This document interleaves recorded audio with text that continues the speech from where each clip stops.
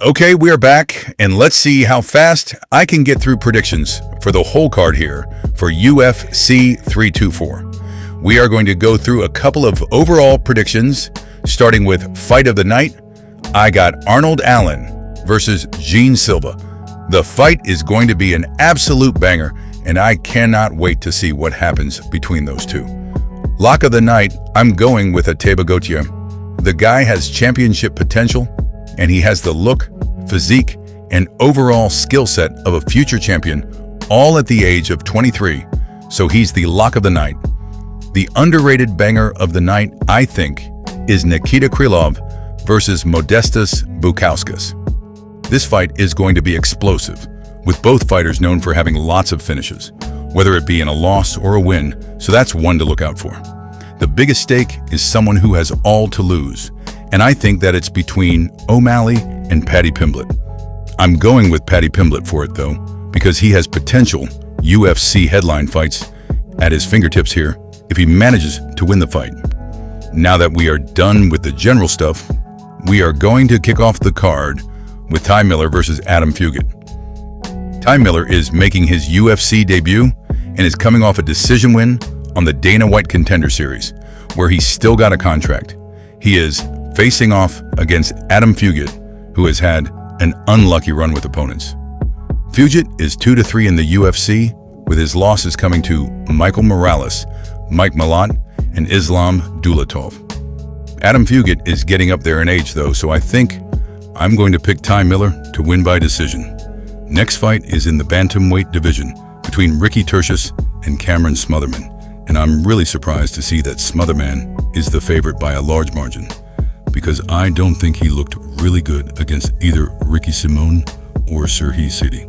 I know he looked good against Jake Hadley on short notice, but Jake Hadley is literally like retired now and looked like he didn't want to be there, while Ricky Tertius is somebody who brings good energy to his fights. He started quite quickly against Raul Rosas Jr.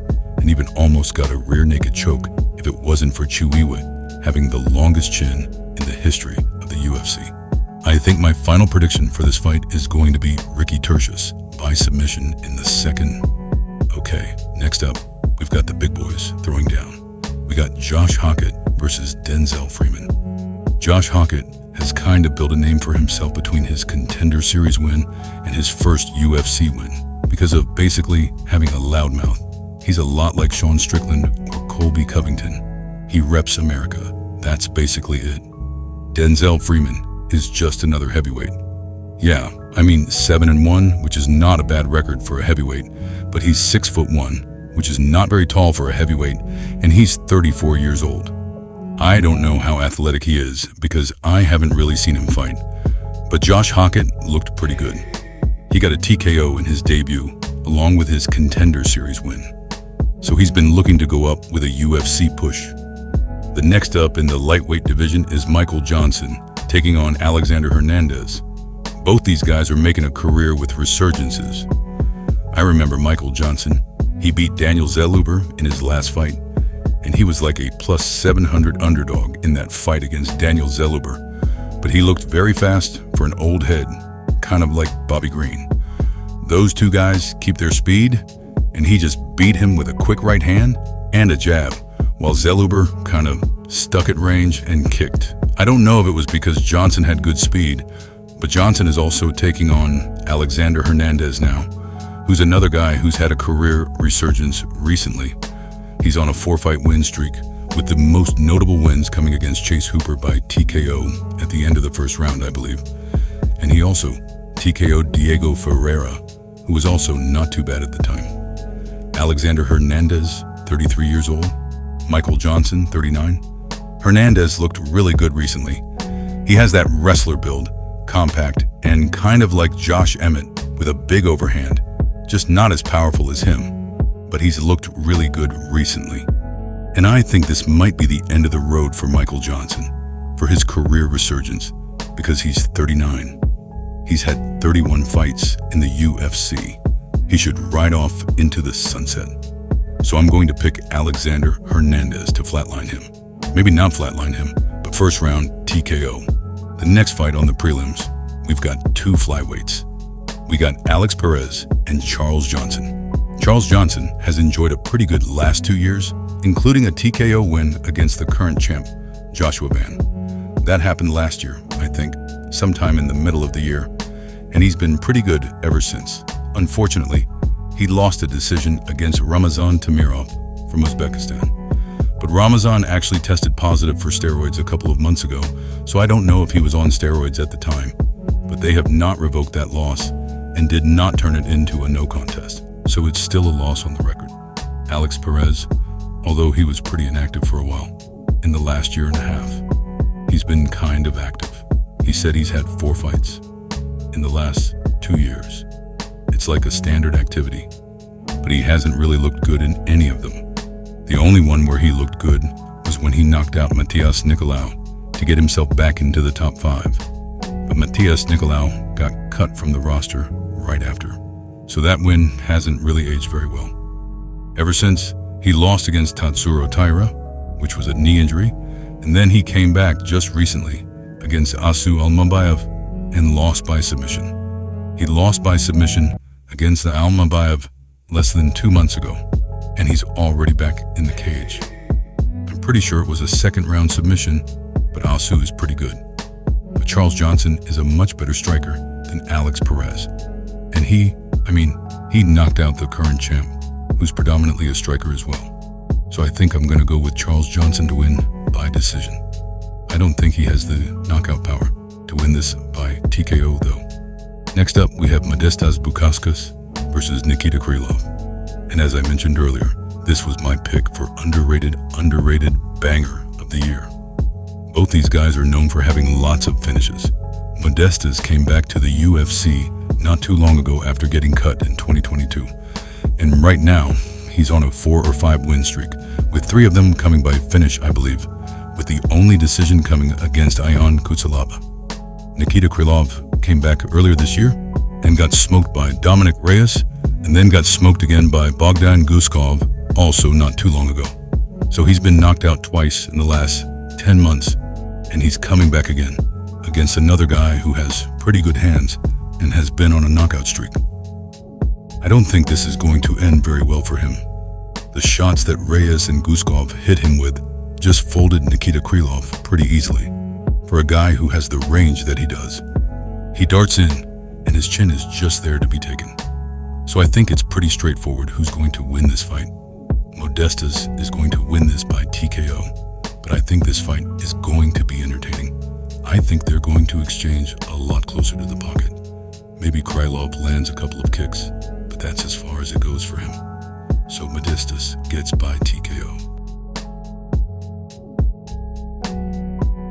The next fight on the card, we got my lock of the night, Ateba Gaethje. He's taken on Andrei Puliev, and I think this might be the first legal murder inside the octagon. Like, it's not even close.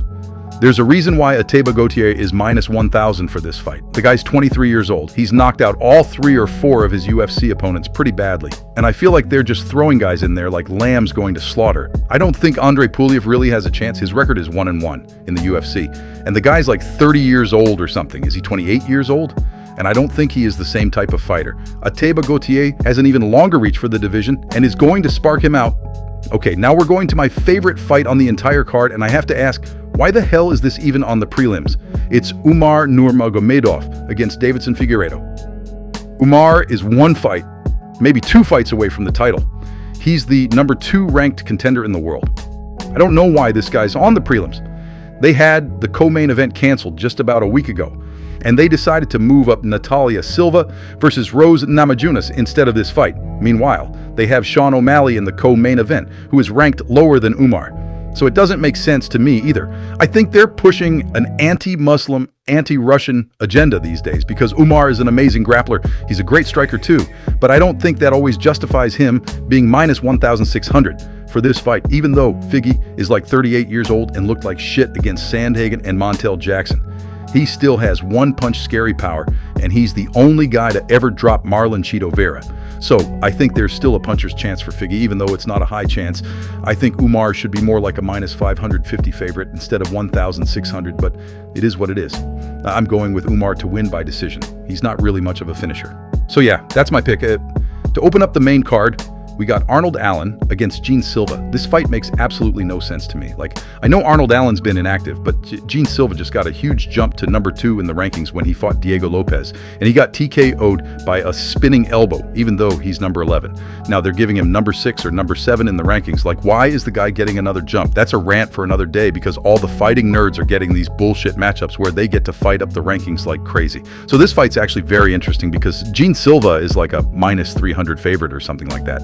And he does look very good in his fights. Like in his fight against Diego Lopez, he showed some creative striking like the spinning elbow, but it's ironic how he got TKO'd by that. Arnold Allen is a little underrated in my opinion because, yes, he lost to Max Holloway, but everybody at the time did. Arnold Allen went on an 8-fight win streak in the UFC, which not many guys do, and then Arnold also lost to Movsar Evloev, who's the number 1 contender in the featherweight division right now and hasn't lost a single fight. Many people argue that he could have won that fight, so that was a pretty good showing for him. But ring rust is real. Arnold Allen last fought at UFC 304, which was in England. That was Tom Aspinall versus Curtis Blades and Bilal Muhammad versus Leon Edwards. I think Allen fought Giga there, and it was not the prettiest fight for him, so even though he's pretty fast, I think this might be a tough match. I'm really split on whom to pick for this one. My heart says pick Arnold Allen because he's just a regular bloke, but I think I'm going to go with Gene Silva to win this fight by decision. Next up on the card, we have Natalia Silva versus Rose Namajunas, and I don't think this fight should have a main card slot, but it's here. I'm actually a fan of the style that Natalia Silva has. She has some of the best kicks for a women's MMA fighter I have ever seen. I think she poses a difficult challenge to the champion, Valentina Shevchenko, but I cannot forgive her for what she did against my queen, Alexa Grasso. Rose Namajunas has not really looked the same since going to 125, and I felt like she really let her fight against Erin Blanchfield slip away from her. I also think that Rose looks a lot slower at 125 than she did at 115, so that's also going to be something. We haven't seen any real finishing potential from Rose either. She took both Amanda Ribas and Tracy Cortez to decisions in 5 rounds, which are pretty lackluster in comparison to her time at 115 when she had Trevor Whitman in her corner and was finishing fighters like Joanna and Wiley. I think that Natalia Silva should win this fight by decision by just staying on the outside and completely shredding Rose with those calf kicks and maybe catch her by surprise with a couple of high kicks too. In the featured bout, we got the heavyweights going at it, and I'm going to keep this one short and sweet. I think Waldo Cortez Acosta is going to run circles around Derek Lewis. I mean, Derek Lewis only really has one big right hand before he starts huffing and puffing, and I think Waldo showed his skill level with his questionable KO win versus Ante Delia, who is the 3rd or 4th best striker in the heavyweight division. Overall, I think this fight is going to be boring, and we are either going to see Waldo hold it out to a decision or just batter a gassed Derek Lewis. That is gassed. But there's always a chance for Derek Lewis to pull some bullshit out of his pocket last second and potentially win the fight, as he did against Volkov. An interesting one to me is the co-main event between Sean O'Malley and Song Yadong. O'Malley is in a tough position for this fight because if he loses, he has nowhere to go, but he could also fluke his way to a title shot here because a win over number 5 Song Yadong might be enough for the UFC to push him to have the Peter Yan rematch. But I think that O'Malley is going to be fighting on the back foot in this fight because Song is the type of guy to just keep walking forward no matter the damage and circumstances. So I think there is a world where Sugar Sean can do lots of damage with his hands while moving on the back foot. And Song Yadong is someone who takes damage and gets cut quite easily. So I think my final prediction for this fight is going to be O'Malley to win 2 rounds to 1. Yeah. I know this video is getting kind of long, so I'm going to be quick with the main event, but I think Paddy Pimblett is going to submit Justin Gaethje in the 1st or 2nd round. I think as soon as this fight hits the ground, it is over for Gaethje, so the only job he has is to make sure he can keep this fight on its feet. I know Justin Gaethje is fucked because I watched a short notice knee surgery. Rafael Fiziev latch onto an inverted triangle as Gaethje tried to get up. Let me repeat that. Rafael Fiziev, the Muay Thai guy, is the person I saw put Justin into an inverted triangle. I think that is as far as my analysis goes for this fight. Paddy Pimblett might be able to get the most fraudulent title path of all time by beating a bunch of retirement home fighters like Bobby Green, Tony Ferguson, Michael Chandler, and finally 38-year-old Justin Gaethje. Don't forget to like and subscribe to this video for more predictions in the future. I'm just a university student trying my best to give an opinion and produce content.